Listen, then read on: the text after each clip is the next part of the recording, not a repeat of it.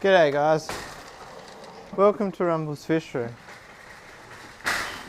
I was on a high note, we were going to film a video, look at the fish. I've got my lavalier mic on, plugged directly into the camera because I've got some unfortunate news. My brand new Rode microphone died. It doesn't work. So now I've had 2 product failures and 1 failure as of my creation. I feel like I'm destined to not have a wireless microphone. But anyway, let's go have a look at the fish because they're a nice colourful thing that will cheer me up.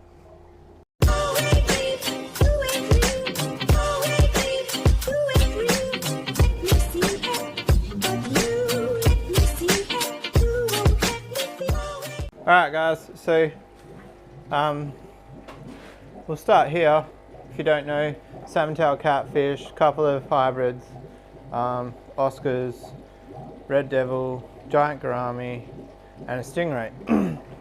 Now, I'm thinking about shutting this whole system down, this whole thing. Don't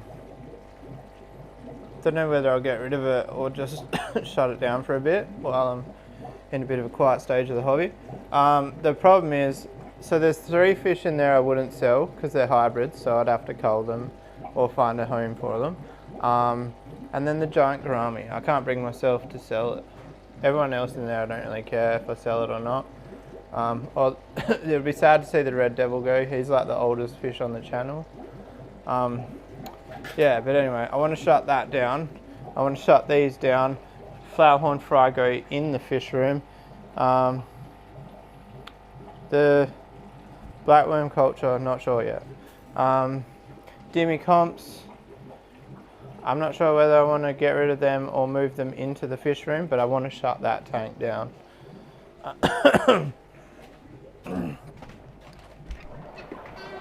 Alright, we're going to have to come back because the camera's going to fog up. I didn't really think about that. Alright guys, worked out pretty good. I had a bit of a tidy up while I acclimatise the camera. I don't know how, I'm not going to do a full fish room tour, but I don't know what I'll title the video, a walk around the fish room I guess. So, Richard's looking killer. Let's start up there. He just keeps getting bigger. I thought he was fully grown like 6 months ago. The bloke's just killing it. As he's getting bigger, it's like his jaw's getting a bit funny, but I don't know. Older flowerhorns, I've noticed, tend to get that. I like the age of him is a testament to the line. This girl's got a few K's on her now too. This pair here, cleaning the plate, but they don't look very promising. Honestly, don't think I've given them enough food for them to breed. The general gist of this video is going to be the fish haven't been fed enough. Now, one thing you'll notice, my tanks are generally pretty clean, but they were like absolutely crystal clear. I've kind of bulk fed the last like 3 or 4 days just to try and get back into it. As I got better, it's time to get the fish better. I don't think, like, nobody's been sick, nobody's died. The only fish I did lose was one of the Awaru, but that was actually sick from not food. The other 4 are chilling. So I put the Thai silk up here. I don't think I've made a video since that. He was looking pretty unwell in the tank he was in, and it was just way too small. And I made a discovery on this tank. There's actually 50% less water change on this tank than there should be. So I've got to add an extra pipe to add water change to that. If you don't know, the whole room's automatic water change. So yeah, I noticed, like, I medicated this tank quite a while ago, and it took weeks for the blue tinge from the medication to disappear. So I got up there and had a look, and yeah, for some reason, this tank only has the same amount of water. What do you mean? Same amount of water change as that tank there, but that tank there is half the size of that tank. So one interesting thing, my water change system in this room was based off that tank there. That was the smallest tank at the time, so that got one hose, and then I built up from there. So this tank's double the size, that one gets 2 hoses. So does that one's got 2 hoses. That one's got 3 hoses. That tank's actually 7 by 2.5. Oh no, 7 by 2 by 1.5. And so on and so forth. So these tanks have all got 1 hose. They're the same size, similar size to that one down there. And then these tanks, 2 hoses. They're actually a fair bit bigger than that one, even though they look smaller, because they're 2.5 foot front to back. And then these ones over here, I don't even know. So that one got 4 hoses. That one's got 3, which is probably a bit sparing. Should really have 4. That one up there's got 4. Anyway, have a quick look at the fish. So Dovey I got not long ago. They're looking pretty good. They look well fed still. It's interesting. Different fish have not feeding has affected differently. I can't remember what they're called. The bloody Madagascan cichlids don't look skinny at all. Look completely fine. They're happy and healthy. Same as the Dovi, all happy and healthy. But I'll show you the worst of the lot. So bear yourself. The Buccochromis. These guys, these guys are skinny on the best of days. I have been able to get Buccochromis looking like full, but it takes a shitload of food. They're the hungriest fish I've ever had, and it's not worms or anything, because I've had Buccochromis 3 generations strong, and I've spoke to other people that have owned them, and they're hard fish to keep well fed. But yeah, everyone's pretty healthy. Like, don't get me wrong. That's like the absolute negative of it. But look how happy they are. They would just want food. The marbles looking pretty good. Male looks a bit thin. The girl there looks a bit thin. But they'll be right.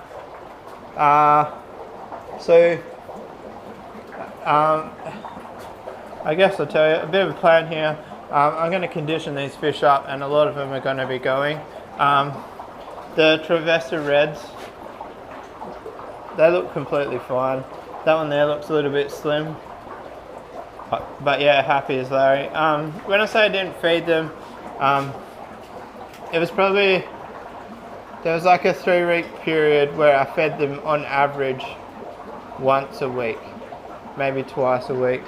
So they weren't not getting fed, but I was in a world to hurt myself. I know that's no excuse not to feed them, but if there's one thing I've learned in my history of fish keeping, if you're not feeling well and you can't maintain the tanks, not feeding is a better option than feeding them and not looking after them, if that makes sense. So if you're sick and like you're like, oh my god, I can't do a water change this week, I've broken a bone in my leg and I can't move, but then you're like, oh, I'm going to feed the fish still, just don't do it. Like I say, feed them once a week until you can, and then say it gets to the extreme, it's been a month since a water change, then you're going to have to get a friend to help you out. But yeah, the redheads, they don't look slim at all. That guy looks fat, like pH fat. So bizarre. Can't remember what these are called. Chimiderus or something? 3-spot something. I think they're worth some money. Can't remember. There's one with no tail. But they might be on the chopping block, I reckon. The hardest part with them would be trying to get nice photos because they're hiding. I'm definitely keeping this tank here. they'll all be staying in there. I just want to grow some gold comps up, even though it's going to take like 2 years. Mason Reef will probably stay. White lips might go. White lips, I think I noticed one looking slim. I honestly kind of think I got a tank of boys here, to be honest. There's at least 1, 2, maybe 3.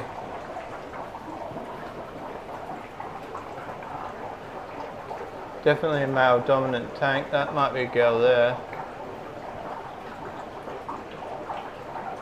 But yeah, I don't know, they don't look too slim. Electric yellows, they're actually going to a friend of mine for free because I like my friends. You guys know this is a male heavy tank. I'm actually going to sell this male before they go. And I might actually cull that one there. It doesn't look, it actually looks sick. It doesn't just look skinny, it looks like not happy. But yeah, so my plan is I might even cull that one, take out the 3 biggest ones and then throw all them in there, and then I'll give it to my mate in a few weeks once they establish a pecking order. I don't know whether to sell the marbles or not. I don't know. But yeah, we need a tank for the Dimmy comps if we're going to keep them. And then I don't know, none of the flower horn tanks are going or changing, so that's pretty much that area there. I need new suction cups, that's what I need. You guys heard me complain about it a few times. And then the Nivochromis, whether they stay or not, I'm not sure. And there's one marble peacock in there. He's looking pretty fire, to be honest. He's probably a bit stunted because of how much competition he has for food. So the way you can tell if they're stunted is their eye is really big. See how much bigger his eye is in comparison to his body. But I do have an interesting fact on stunted fish. So the Hirte down here, man, I should clean the glass. The Hirte down here, I stunted these guys 100%. I know I did. I screwed up, but I threw them in this 6 foot. See how they'll go. 6 by 2.5 by 1.5. And the big male is like 16 centimeters. So I kind of under the belief that stunted fish will still grow. They just take a long time to do it. They've been down there for a very long time. So yeah, I guess on that point, like if you do buy fish and they're stunted, or you stunt fish yourself, and you're thinking about getting rid of them, just be patient. Lots of patience, grasshopper. I think the fish hobby is patience. I'm trying to grow this male out here to breed with this girl, but that's also patience, grasshopper. I'm quite nervous that she's gonna get too old before he gets big enough, but we'll see. We'll see. What else is there? That boy down there, I might even cross him with her when he gets big enough.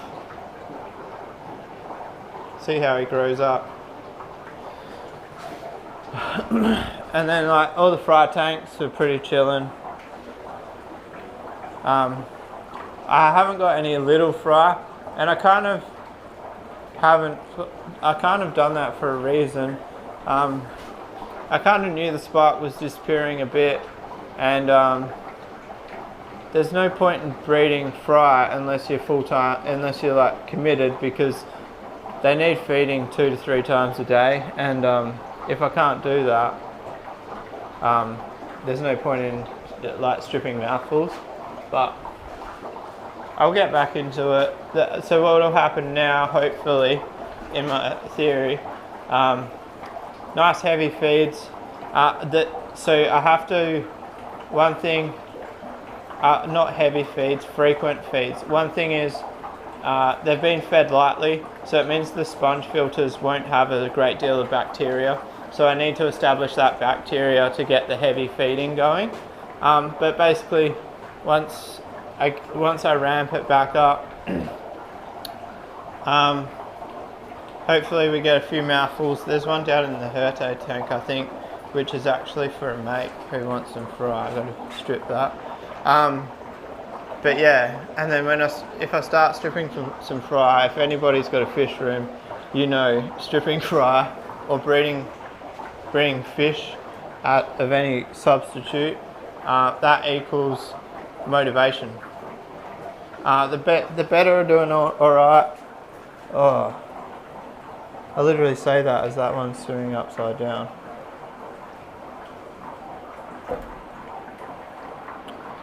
That's not good. So the better was the one fish that my missus was coming in and looking after while I was sick, because obviously they can't go more than a day or so without a water change. I'll give her a water change, hopefully she's alright. There's a boy in there. I was going to breed, which girl is it? This girl with that boy. So I need to fatten her up and fatten him up, I guess. This is my OG boy. He's wicked.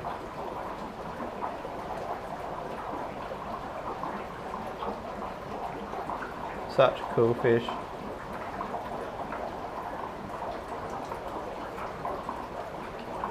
These jars are horrible for camera, aren't they? And then there's a pair here which they're not like, you can't really see them. These containers have gone smoky.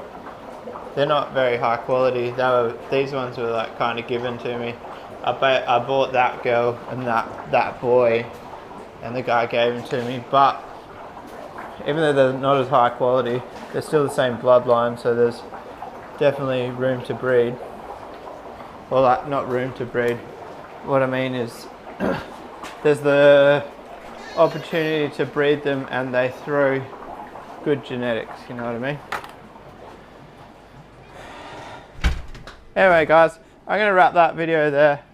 I'm gonna wrap that video up there. I'll leave the shed open actually. Yeah, so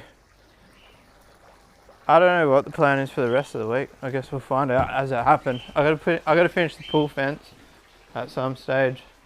The pond fence, whatever you want to call it. And then I don't think that's really a weekday thing, mixing up concrete. Maybe, maybe not. My chickens laid their first egg today. I actually swapped their feed 3 days ago. What day is it? Tuesday. Might have only been 2 days ago. I swapped them to a pellet that was recommended to me and instantly get an egg, which is pretty cool. And they laid in the breeding box, which is cool. I was worried about them laying in a random hiding hole, but looks like they've established the house. One of them has. I'm sure the others will follow. But anyway, guys, if you like this video, give it a thumbs up. If you want to subscribe for more, hit that little red button. And I'll see you guys tomorrow. Peace out.